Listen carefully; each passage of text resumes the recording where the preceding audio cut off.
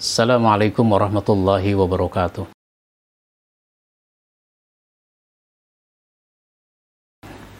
Saudara sekalian yang saya hormati, kalau Anda mau menulis, Anda jangan takut salah. Saya nggak bisa nulis Pak Ustadz, nanti salah lagi. Jangan takut salah, yang penting nulis saja. Kalau salah nanti diperbaiki. Saya nggak bisa nulis yang sempurna, nulis dulu, nanti baru disempurnakan. Bagaimana mau disempurnakan kalau tulisannya belum ada? Kalau salah nggak apa-apa, nggak apa-apa. Nanti kan diperbaiki. Sama seperti orang yang menempuh perjalanan. Kalau orang mau pergi, jangan takut keder. Jangan ngomong, Pak Ustadz, saya mau jadi orang nggak pernah keder. Emang kenapa? Saya nggak kemana-mana. Itu namanya orang tidak keder tapi nggak kemana-mana. Nah sekarang, mendingan kita salah tapi sudah kita tulis daripada kita tidak pernah salah karena nggak pernah menulis. Jadi jangan menginginkan sempurna, sempurnakan apa yang sudah kita tulis. Terus dari mana mulainya? Mulai dari mana saja. Kita bisa mulai dari mana saja. Bisa dari pernyataan. Islam merupakan satu-satunya agama yang benar. Itu namanya pernyataan. Kita bisa mulai dari cerita. Dulu sahabat Umar bin Khattab dan seterusnya. Itu namanya cerita. Kita bisa dari dalil, ayat atau hadis. Kita bisa mulai dari mana saja. Tetapi orang menulis itu memang harus punya banyak bahan. Saya suka mengatakan, sepinter-pinternya tukang jahit, nggak bisa dia menjahit kalau nggak ada bahannya. Sepinter-pinternya Mas Koki masak, dia nggak bisa masak kalau kurang bahannya.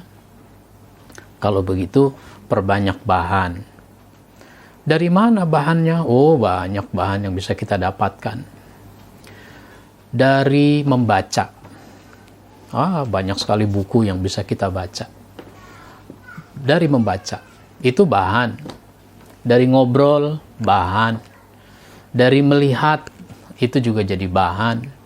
Pengalaman, itu juga bahan.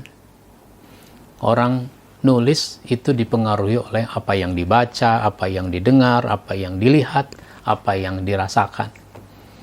Jadi kalau begitu, perbanyak bahan, kumpulkan bahan, nanti baru kita mulai menulisnya.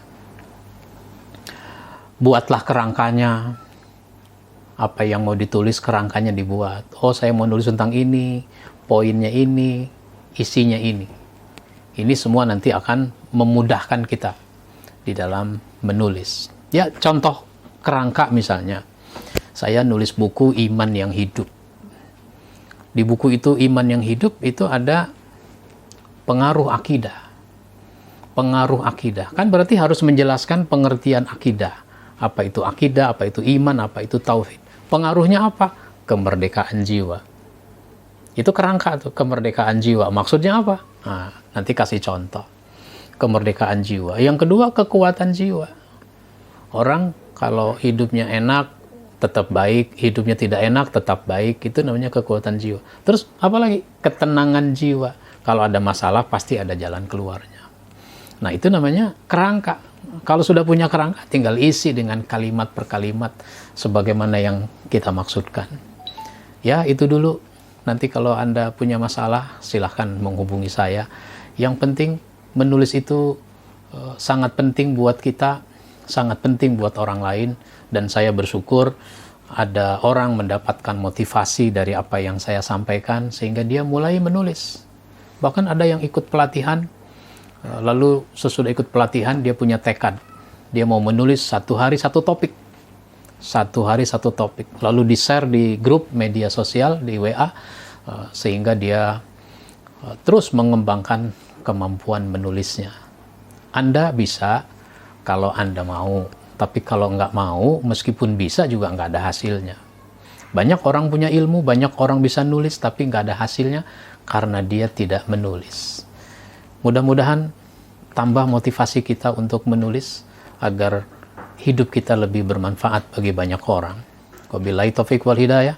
Wassalamualaikum warahmatullahi wabarakatuh.